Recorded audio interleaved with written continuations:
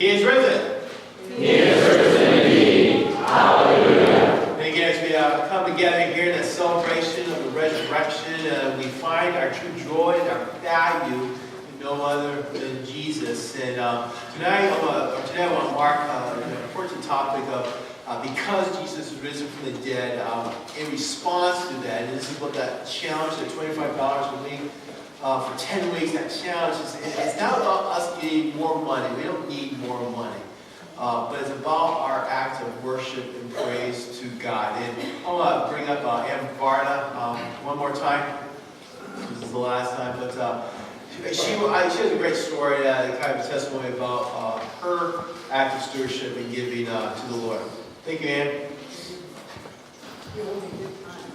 Yeah. Good morning again, everyone. So we have the slip. We had it last year. And last year, I put a lot of thought into, I don't think Roger put much thought, but I put a lot of thought into really, could I do the challenge? And I said a few prayers, and I thought about it. I started thinking about, it's just 25 bucks. What does that mean? And at the end of the day, financially, it didn't mean anything to us.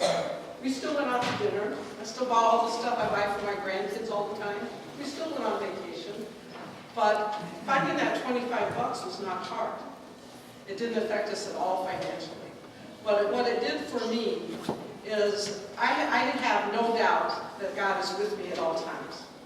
As I said in the first sermon, sometimes I don't like the decisions He makes for me, but I know He's always there. And giving the 25 bucks just made me feel a lot better about myself and my faith in God. So saying that, can I have a lighter note? I was at the open house yesterday. It was a wonderful open house. It's amazing what the staff at St. Michael's did to put that together. So I would like you to join me in a round of applause for our staff members. They did a great job.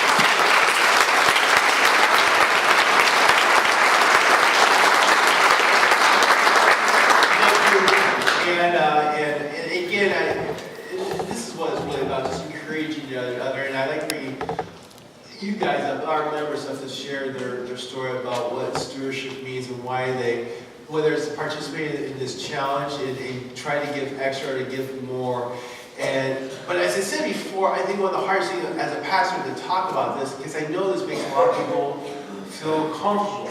A lot of people don't want to hear from the pastor about giving more, because what we assume is that no, they're just trying to get more money in the church. They just want the more riches for the church, and it's far from that. It's not about building up the budget. It's not about us. I would even say it's not even less about being able to do more ministry with more offerings, but it's really about us seeing the pews that we recognize that what is extremely valuable for us is not how much we have in the checking account. It's not what kind of house we have, what kind of car we drive, what kind of clothes we have, what kind of vacations we go on. That's not what's important. That's not what's valuable. What is extremely valuable for all of us is our relationship with Jesus. It's the fact that Jesus Christ is our God and He is our Savior. And that the reason why we give back to Him is to recognize that we don't need these treasures. We don't need this money to make us happy or to find us peace. That's something Ann said this morning. You didn't say it today, but that there is still that sense of peace when she is giving more. It's not that she, you sometimes hear stewardship messages, which is a false message, that if you give more to the church, God's going to bless you with more material things. I do not like the story when someone will say, that someone gave the last $100 to the church, but as they walk out the church, someone gave them $1,000 because they felt moved to do so.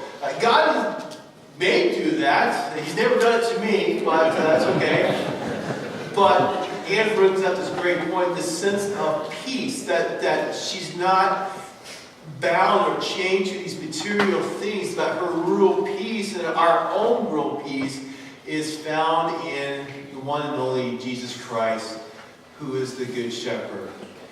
That's why we give, to support, to worship, to give thanks, to praise God for who He is and what He has done for all of us. That was what was great about last night. Even yesterday with the open house, it was a good point that Ann brought, that with everyone here, that all our staff, our teachers, but with all the families and the parents and the kids that were gathered here to share this wonderful ministry that we have at our school, and what we are able to do each and every day at our school. And it's just a great time of fellowship, and it was great to see new families, new faces come our way to check us out, and I hope and pray that we were able to give a very positive witness of why our ministry is such an important thing for our kids, especially this day and age. The world we live in, the culture that's around us, where there's a lot of misinformation and false information. And we want to give to people, especially our children, and to our families, and to all people, that the real hope that we have is in Jesus Christ. Because Jesus the one, as He says in John, He is the good shepherd who laid down His life for His sheep. That was our celebration last night at the auction, why we were all gathered there, and why we supported that endeavor of our ministry to grow in Jesus Christ, to support our Lutheran education, especially our high school education. And the same thing, we have so many different people, not just from our congregation, who were there because they have the same values as we all share with each other. Like, once again, Jesus Christ is the good shepherd who laid down His life for His sheep. John 10, one of my favorite texts, one of my favorite chapters in the Bible, where Jesus is talking and describing Himself, what our relationship with Jesus is really like, and why did Jesus come in the first place, that we are merely just simple sheep, but He's the shepherd, He's the good shepherd, who is the one who cares for His sheep. And the role of the shepherd is to watch over, to protect, to guide, to lead us. And especially in times of trouble, in times of crisis, in times of struggle, in times of temptation, in times of shame and sin that haunts us, that it is Jesus who comes to us. Again, Psalms 23, it describes the shepherd, the good shepherd who leads us through the valley of the shadow of death. It's not up to us to find our way out. It's not up to us to find salvation, but we can follow the shepherd as the shepherd who is leading us out of that valley into His greener pastures, where our cup will overflow, where that banquet feast will be laid before us, and we'll find that comfort of home in our shepherd. That's why Jesus came. But He tells us, though, there are these hired hands, and they are not the good shepherd. Because in the moment of trouble, in the moment of danger, in the moment of distress, what's the hired hand going to do? He's going to leave. He's going to bail out. He's going to run away and leave us to defend ourselves. They are not the good shepherd. Yes, hired hands, they probably care about the sheep. They want to do what's right for the sheep. They want to work hard, and they will provide and lead and give care and comfort. But when it really becomes troublesome, they will leave. When it becomes too hard, they will leave. Or when it becomes impossible, they will leave. So the question is, who's the hired hand? And when I read that, I'll be honest with you, you know what's the first thing that comes to mind who the hired hand is? Who do you think I think of? Okay, there were a lot of things I didn't hear a word anyone said, but did she say myself?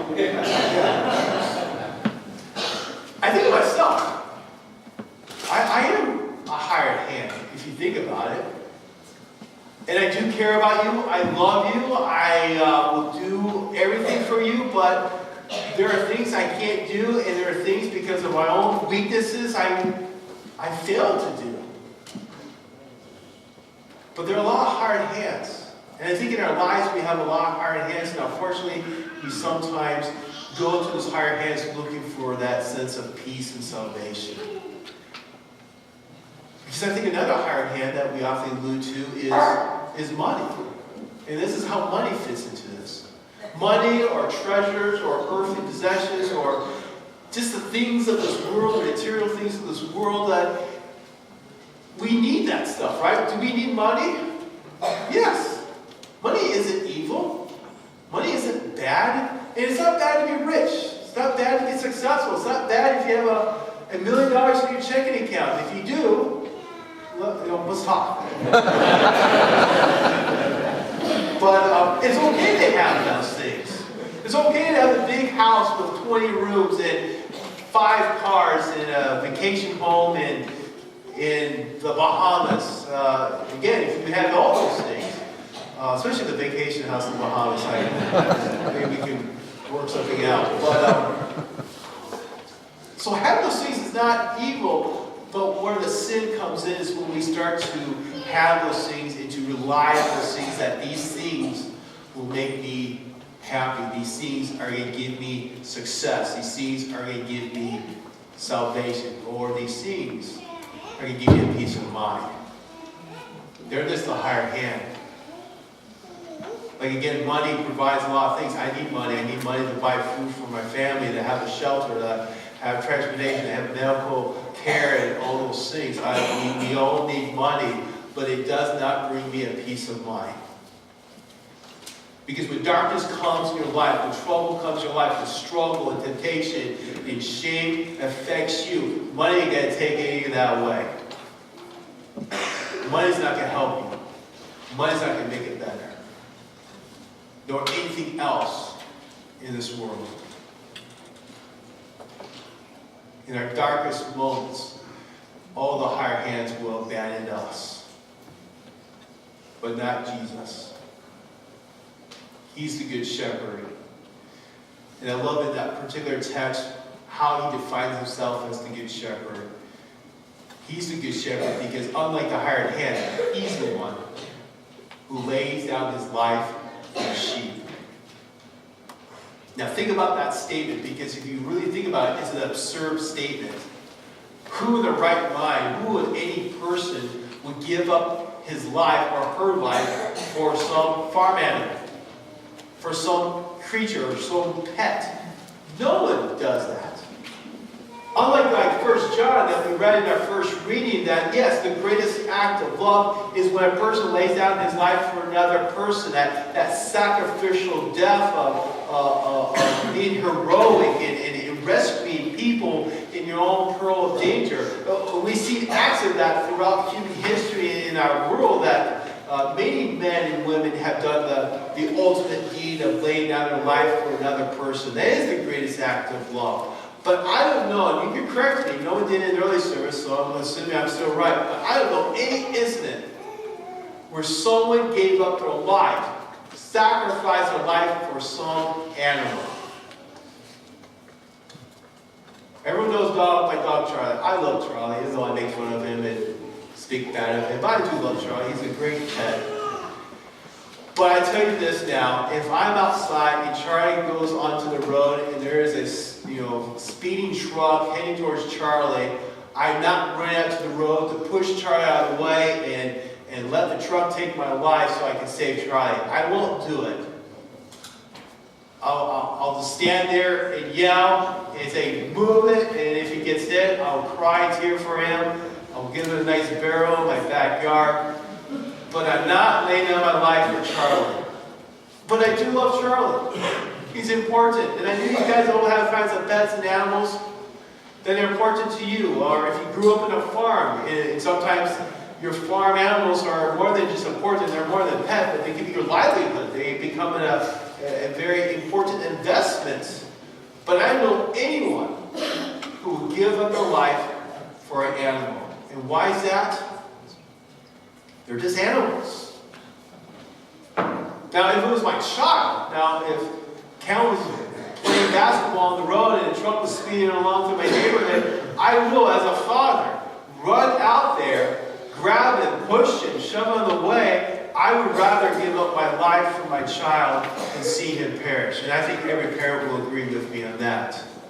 Or any other person. That's how we're wired. not for an animal. And yet Jesus says, I'm the good shepherd because I lay down my life for these sheep. And there's so much truth to that. Because who's Jesus? Jesus is God. He is the Creator. He is the Almighty. He's the all-knowing, the all-presence. He's the all-wonderful Counselor, Prince of Peace, mighty God. That through Him, as the Word, all things came to be. That nothing came into existence except through Jesus. And yet, as the Almighty God, Jesus came into this world, put on human flesh to do one thing: to lay down His life for us. That's how valuable we are in the eyes of God. That's how much He cherishes you and loves you. And the thing is, no one else would do that. No one else can do that. But Jesus did it for all of us here, and He did it for everyone in this world. That's why we cherish Jesus in our walk with Him. That's why when it comes to our material things, our money, possessions, whatever it is, in the end of the day, we may need this stuff. It's not going to save us. And we also recognize that in the end, all this we see, all that we have, all this will pass away. All this will turn to dust. But it's Jesus who will remain eternal. So that's why we give what we give. It's what we do. It's why we celebrate the way we celebrate. Because we have the most precious gift, the most precious treasure in the world. It is Jesus. So let's share that gift to the world. Let's give that gift to everyone so they can have the most valuable thing in their life too. Amen.